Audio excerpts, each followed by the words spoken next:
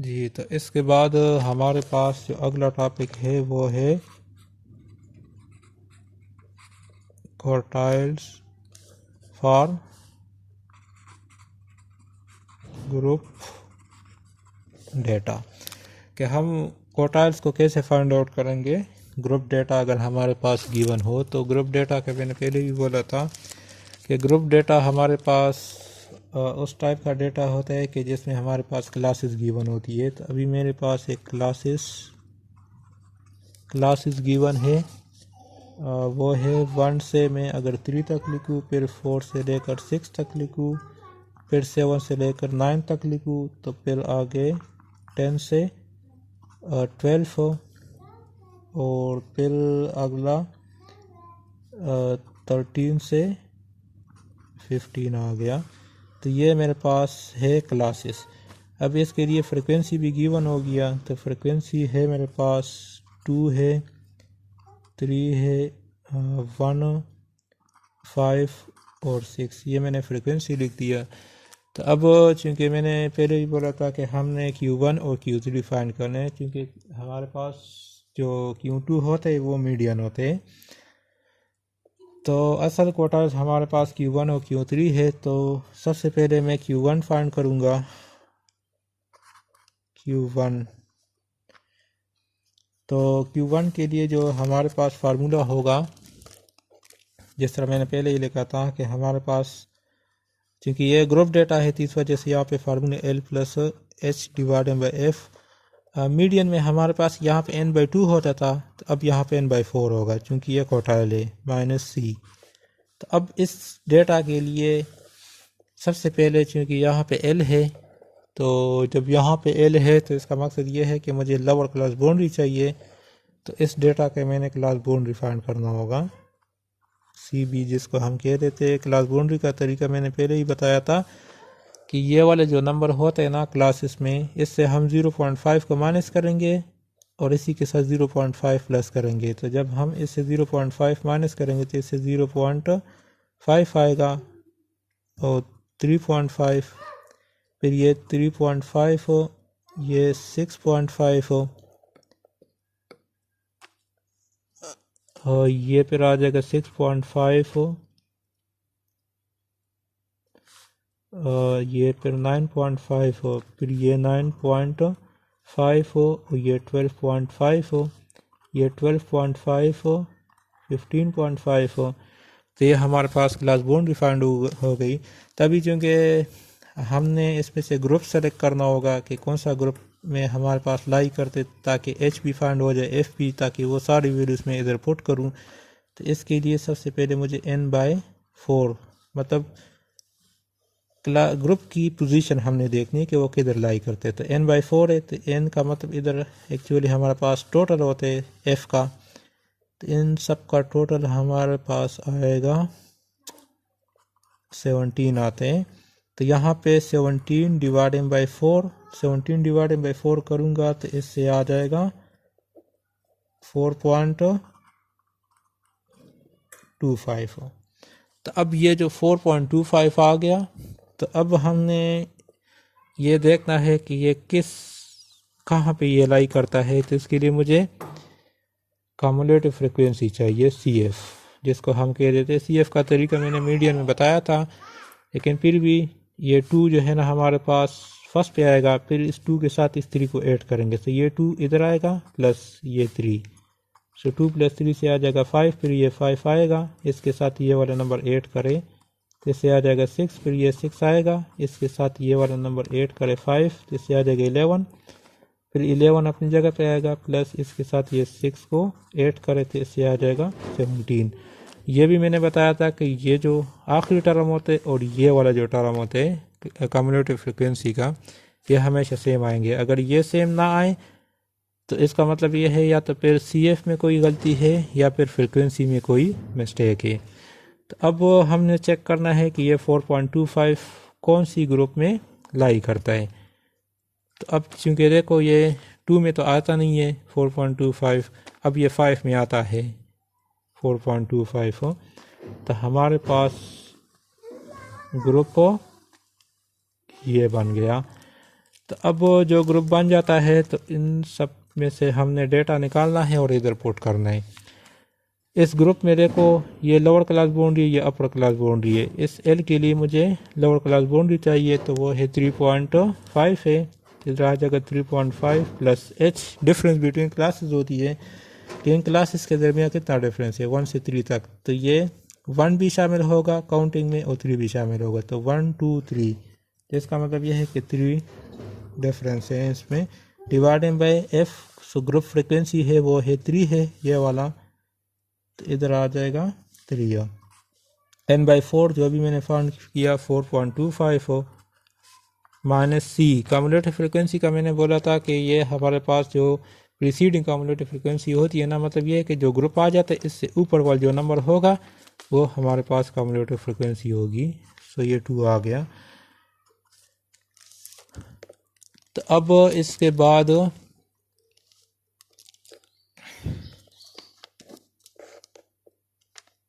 बाद हमारे पास ये 3.5 आ जाएगा, प्लस 3 डिवाइडेड बाई 3 से आ जाएगा 1। ये 4.25 माइनस 2, जब इसको माइनस करो तो इससे आ जाएगा 2.25 हो, और फिर ये 1 इसके साथ मल्टीप्लाई करो तो इससे आ जाएगा 3.5 प्लस 2.25 हो। तो अब इन दोनों को अगर ऐड किया जाए, अगर इन दोनों को ऐड करो तो इससे आ जाएगा 5.75 हो। तो ये हमारे पास फाइंड आउट हो गया Q1। अब ये Q1 हमारे पास फाइंड हो गया। इसके बाद हमने फाइंड आउट करना है Q3।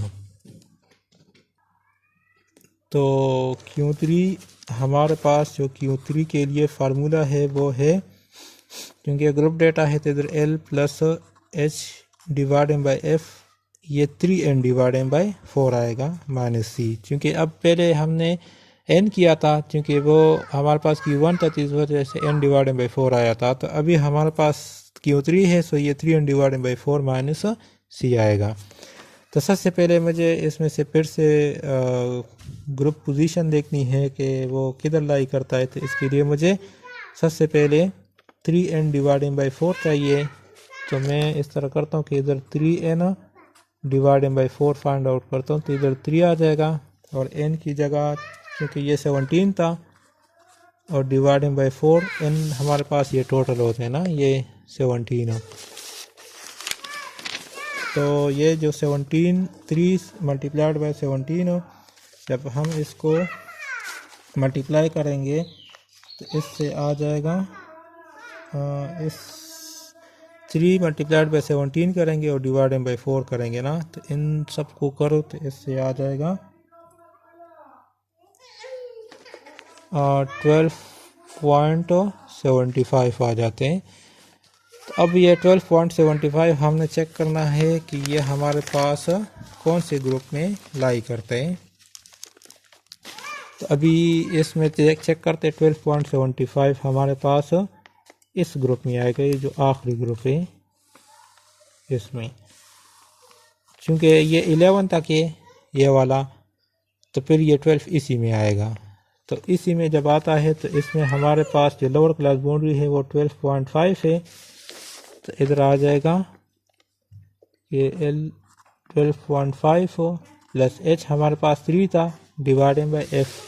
जो ग्रुप फ्रिक्वेंसी है वो कौन सी है, ग्रुप फ्रिक्वेंसी जो है ना वो 6 है, तो ये ग्रुप फ्रिक्वेंसी हमारे पास आ जाएगी 6। तो इसके बाद आता है n डिवाइडेड बाई 4 है, मतलब 3n डिवाइडेड बाई 4 है। तो 3n डिवाइडेड बाई 4 मैंने ऑलरेडी किया हुआ था, वो ये है 12.75 है, तो इधर आ जाएगा 12.75 माइनस। इसके बाद c है, तो c हमारे पास प्रीसीडिंग कम्युलेटिव फ्रिक्वेंसी होती है। तो जो ग्रुप आ जाता है उससे ऊपर वाला जो नंबर होगा वो हमारे पास होगा c। तो c इसमें अभी आ गया 11। तो अभी हम इस डेटा को आगे कर लेते हैं।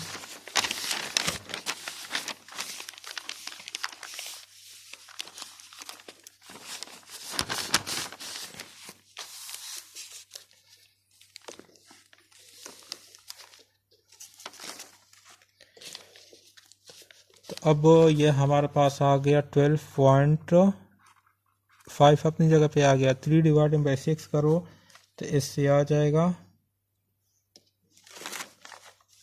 0.5 आता है इससे। और 12.75 माइनस 11 करो तो इससे आ जाएगा 1.75 आ जाते हैं। तो अब इन दोनों को फर्स्ट मल्टीप्लाई करेंगे तो इससे आ जाएगा 12.5 प्लस 0.5 मल्टीप्लाइड 1.75, इसको करो तो इससे आ जाएगा 0.875। तो अब इन दोनों को ऐड करो तो इससे आ जाएगा